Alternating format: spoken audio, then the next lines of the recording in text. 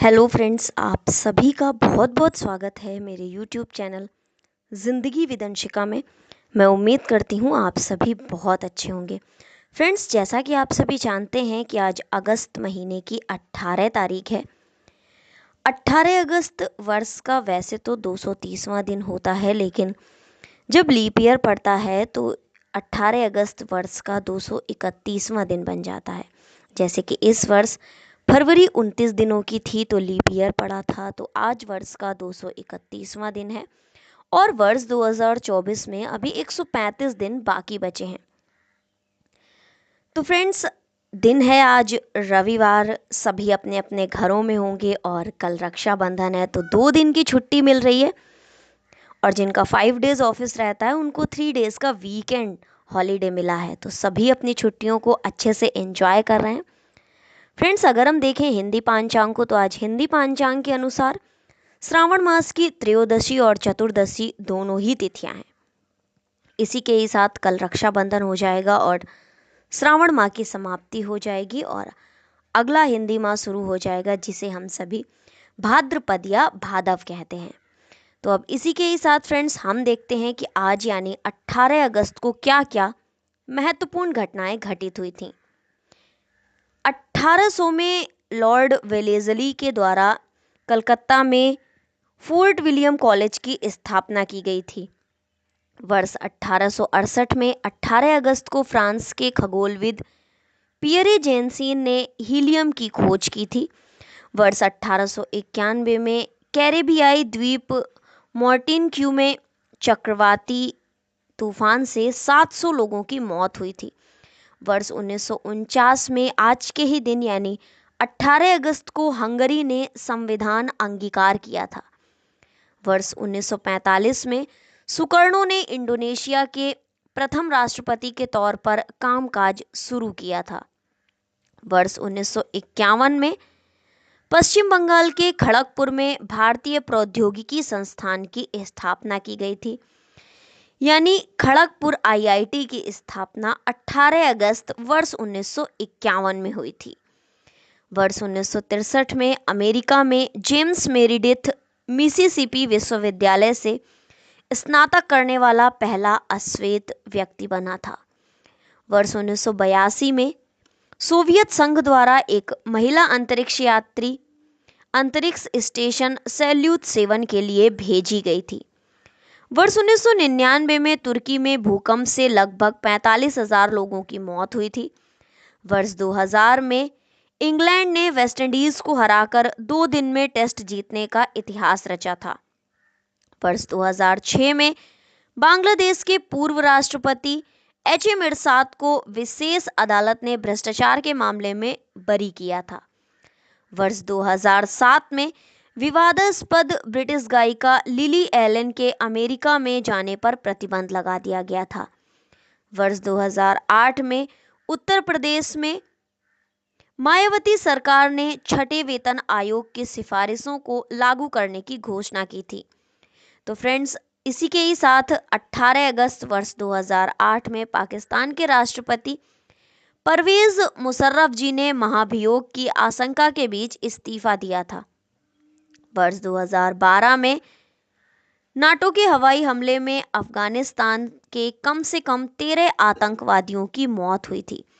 तो फ्रेंड्स, ये थी आज के दिन से जुड़ी हुई महत्वपूर्ण घटनाएं कि आज के दिन इतिहास में क्या क्या घटित हुआ था। अब हम डालते हैं एक नजर आज यानी 18 अगस्त को जन्मे व्यक्तियों के विषय में। वर्ष 1985 में जन्म हुआ था गीतिका जाखड़ जी का, जो कि भारत की प्रसिद्ध महिला पहलवान है। वर्ष 1959 में निर्मला सीतारमण जी का जन्म हुआ था, भारतीय जनता पार्टी की प्रसिद्ध महिला नेता हैं। वर्ष 1938 में बी.एम. हेगड़े एक हृदय रोग विशेषज्ञ, पेशेवर शिक्षक और लेखक हैं, इनका जन्म हुआ था। वर्ष 1900 में विजय लक्ष्मी पंडित भारत के पहले प्रधानमंत्री जवाहरलाल नेहरू जी की बहन तथा महिला स्वतंत्रता सेनानी हैं। इसी के ही साथ फ्रेंड्स आज के दिन जन्म हुआ था वर्ष 1936 में गुलजार साहब का, प्रसिद्ध गीतकार, कवि और फिल्म निर्देशक हैं। वर्ष 1896 में जन्म हुआ था। शिवानंद बाबा जी का भारत के ऐसे व्यक्ति हैं जिनके बारे में कहा जाता है कि इनकी उम्र 100 वर्ष से भी अधिक यानी करीब करीब 126 साल है। 1872 में विष्णु दिगंबर पलुष्कर जी का जन्म हुआ था। प्रसिद्ध शास्त्रीय गायक हैं। इसी के ही साथ वर्ष 1923 में परमवीर चक्र से सम्मानित भारतीय सैनिक A.B. तारापोरे का जन्म हुआ था।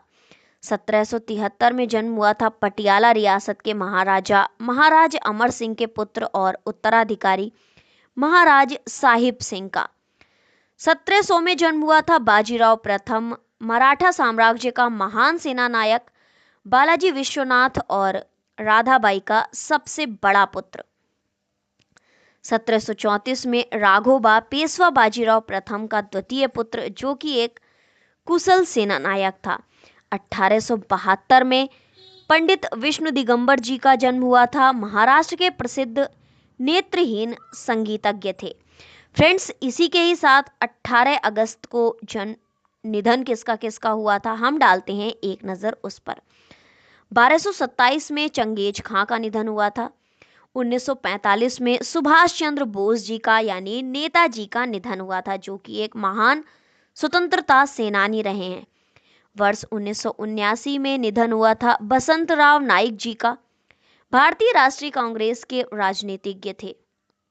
वर्ष 1990 में निधन हुआ था श्री नारायण चतुर्वेदी, हिंदी के साहित्यकार तथा सरस्वती पत्रिका के संपादक थे। वर्ष 2018 में कोफी अन्नान संयुक्त राष्ट्र संघ के 7वें महासचिव थे, उनका निधन हुआ था। तो फ्रेंड्स, ये थी आज के दिन से जुड़ी हुई महत्वपूर्ण जानकारियां कि आज के दिन इतिहास में क्या क्या खास घटित हुआ था, आज के दिन जन्म किसका किसका हुआ था, आज के दिन निधन किसका हुआ था, साथ ही 18 अगस्त वर्ष का कौन सा दिन होता है और 18 अगस्त को हिंदी पंचांग के अनुसार कौन सी तिथि है। अब इसी के ही साथ अगर हम देखें कि आज के दिन कौन सा महत्वपूर्ण अवसर और उत्सव है, तो आज के दिन फ्रेंड्स है अफगानिस्तान का स्वतंत्रता दिवस। फ्रेंड्स, इसी के ही साथ अफगानिस्तान आज़ाद हुआ था 18 अगस्त वर्ष 1919 में। ये देश अंग्रेजों से 4 फरवरी 1948 को स्वतंत्र हुआ। चौथा देश नेपाल का हो, जो 1816 में भारत से अलग हो गया था, लेकिन अप्रैल 2008 को ये पूरी तरह से देश बना। 5वां देश भूटान है, जिसे 1907 में अंग्रेजों ने भारत से अलग कर दिया था।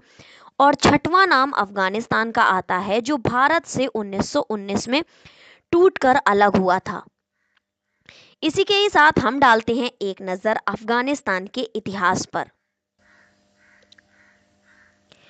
वर्तमान में अफगानिस्तान इस्लामी अमीरात में संयुक्त राज्य अमेरिका और नाटो को शिकस्त देकर अफगान मुजाहिदीन के नेतृत्व में इस्लामी शासन स्थापित किया जा चुका है।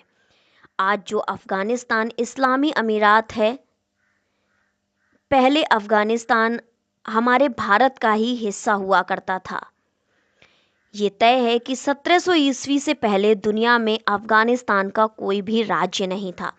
सिकंदर का आक्रमण 328 ईसा पूर्व में उस समय हुआ जब प्रायः फारस के हखामनी शाहों का शासक था। उसके बाद के ग्रेको बैक्ट्रियन शासन में बौद्ध धर्म लोकप्रिय हुआ। ईरान के पार्थियन तथा भारतीय शकों के बीच बंटने के बाद अफगानिस्तान के आज के भूभाग पर सासानी शासन आया। फारस पर इस्लामी फतह का समय कई साम्राज्यों के रहा। पहले बगदाद स्थित अब्बासी खिलाफत, फिर खोरासान में केंद्रीय सामानी साम्राज्य और उसके बाद गजना के शासक।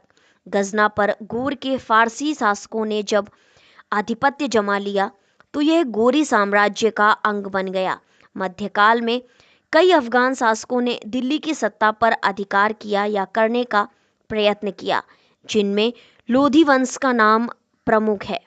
इसके अलावा भी कई मुस्लिम आक्रमणकारियों ने अफगान शाहों की मदद से भारत पर आक्रमण किया था, जिसमें बाबर, नादिर शाह तथा अहमद शाह अब्दाली शामिल हैं। अफगानिस्तान के कुछ क्षेत्र दिल्ली सल्तनत के अंग थे। अहमद शाह अब्दाली ने पहली बार अफगानिस्तान पर एकाधिपत्य कायम किया। वो अफगान था।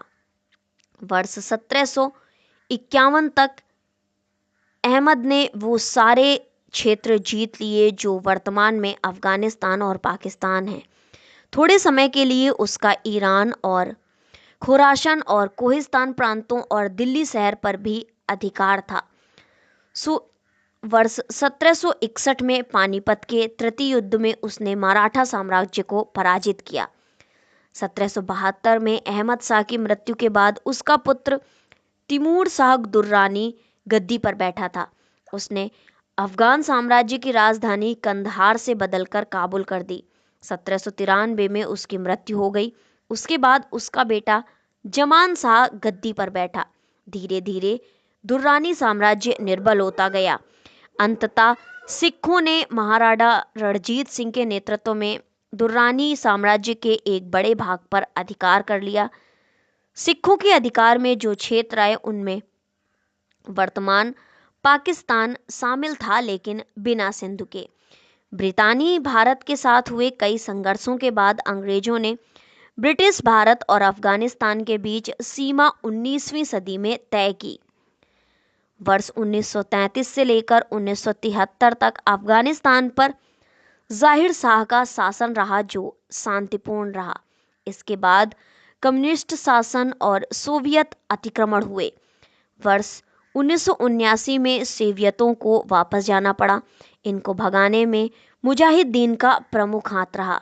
वर्ष 1997 में तालिबान, जो अडिगपंथी सुन्नी कट्टर थे, उन्होंने सत्तासीन निर्वाचित राष्ट्रपति को बेदखल कर दिया।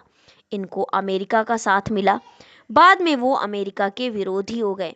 वर्ष 2001 में अमेरिका पर हमले के बाद यहाँ पर नेटो की सेना बनी हुई है।